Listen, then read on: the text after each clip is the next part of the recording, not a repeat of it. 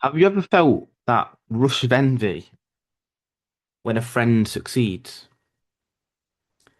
The flicker of pride that makes you feel invincible, but it's followed by deep insecurity.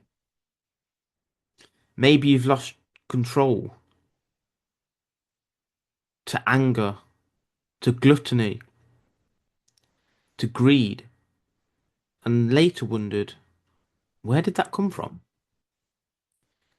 What if I told you that these emotions, the ones that we hide, that we deny or judge, are actually powerful messengers from deep within? For example, envy may show you what it is you actually desire. So today we're going to look at Carl Jung's transformative concept known as the shadow self, and actually a connection with the deadly sins. It's saying that everyone has a shadow self, but what we need to do is not try and suppress it, but actually integrate the shadow self to ensure our life is actually as best as possible, weirdly. So he described the shadow as the unconscious part of our psyche that contains the traits, emotions, desires, and impulses we've rejected or suppressed, either because society deemed them unacceptable or because we've personally disowned them. So it's either society or we've decided ourselves to hide them in a box. Think of it like your psychological basement, filled with the things you've locked away, hoping they'd stay hidden forever. But what's buried doesn't disappear. This is the catch. It shows up in triggers, projections, self-sabotage, emotional outbursts, and actually it can grow stronger and come out more powerful later on. Carl Jung famously said, Until you make your unconscious conscious, it will direct your life, and you will call it fate." But here's a twist. The shadow isn't just filled with so-called dark traits like anger or jealousy. It also holds your repressed talents, desires, dreams that you've been too afraid to own. So let's paint a picture. Imagine your mind as a beautiful house. The upstairs room, the rooms upstairs essentially are spotless. They're organised, and it's where you entertain your guests. This is the conscious self, the version you show the world, the persona. But then there's a dark basement, the cluttered, dusty areas of the house. That's the shadow self. You shove things down there. Dirty clothes, old boxes. But that's your anger, your jealousy, your insecurities, your deepest desires. And you lock the door thinking they'll stay hidden. If you've seen Friends, Monica's obviously a clean freak, isn't she? But she's got that one cupboard in the flat that's full of all the mess from around the house. So actually, she's just as messy as anyone else, but she locks it away in that room and hides it from her own mind, out of sight, out of mind, as they say. But in reality, she's just like everyone else.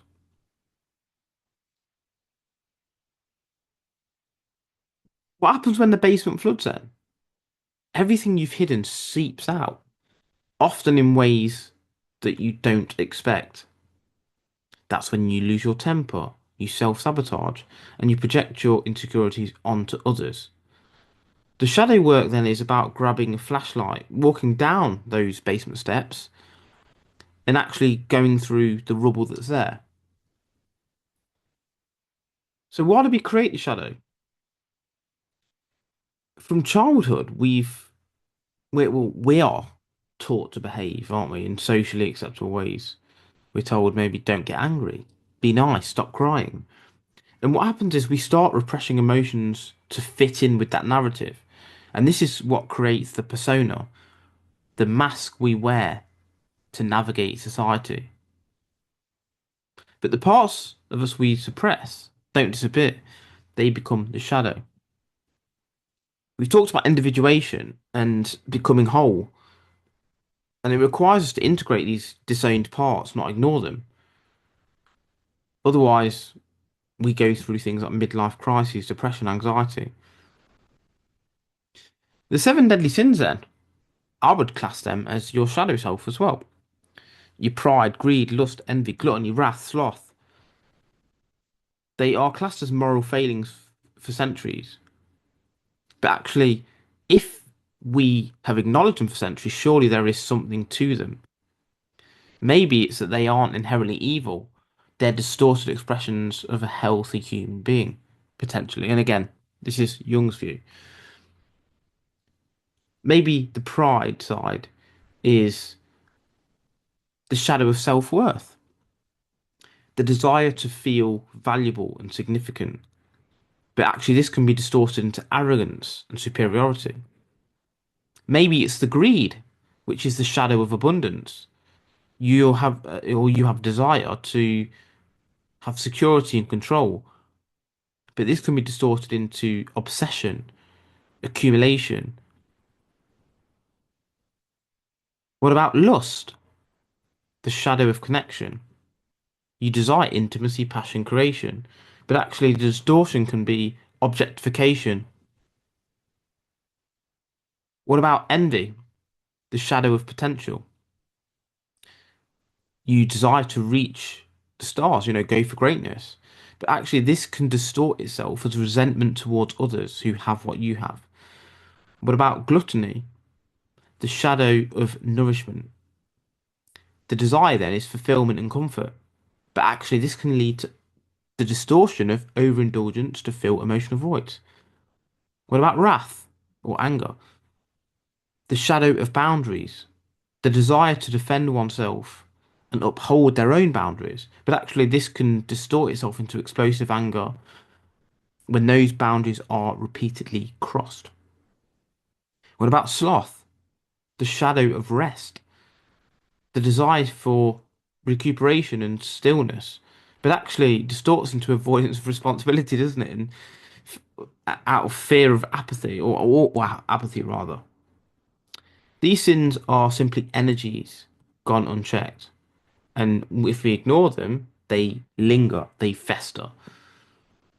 So, what about this, the mirror of deadly sins? Let's try something together then. Think of a time when one of the deadly sins took over you. Maybe you felt intense envy, anger, or you were just being prideful of how great you are.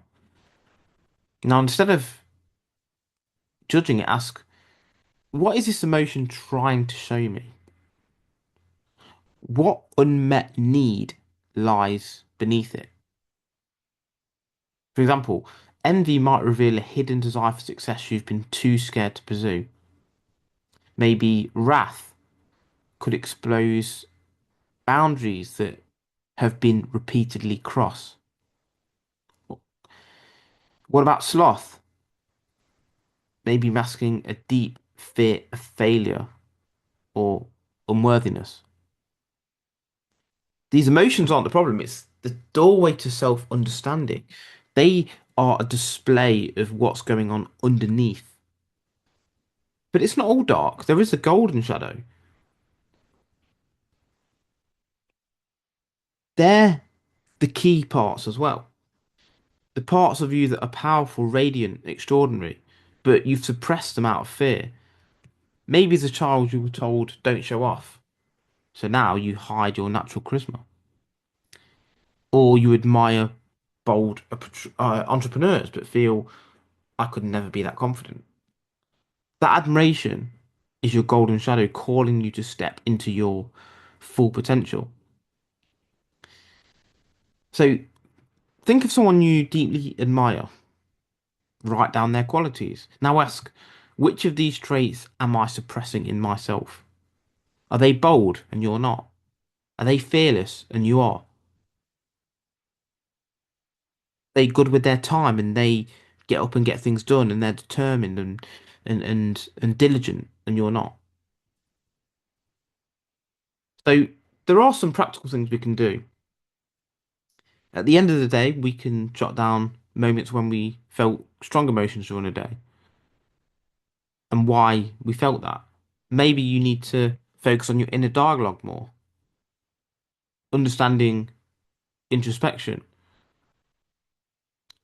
asking questions.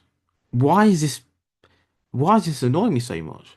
Why is this bothering me? Why do I feel in this particular way? And what is this trying to teach me? Because every emotion is there for a particular reason. So the rewards of embracing your shadow is emotional freedom, more authenticity within yourself. You're not being quote unquote fake. You can unleash creativity and power. One doesn't become enlightened by imagining figures of light, but by making the darkness conscious. The shadow isn't your enemy, it's your hidden ally, in fact. Your shadow is like a diamond buried in the dirt. Yes, it's surrounded by mud, but which are your fears, your flaws, and insecurities. But if you're willing to dig, you'll uncover your most powerful self. The goal isn't to get rid of the shadow, actually, it's to integrate it, to walk into the dark basement and turn on the light and say, I see that dirty washing basket over there. It's part of me. And together we're stronger. So maybe you can think about parts of yourself that you're oppressing and whether or not that's your best play, whether that's the healthiest thing for you. We all have parts that we may feel that are demonized by society. But if you think about some of your idols and people that, and I don't really use the word idols lightly there, I don't really like the word, but people you look up to, why is it you like them? Do you like them because they're bold, they say exactly what they think? What is the reason? And when you start to unpick this, you'll start to realize what's contained within your basement of the shadow self.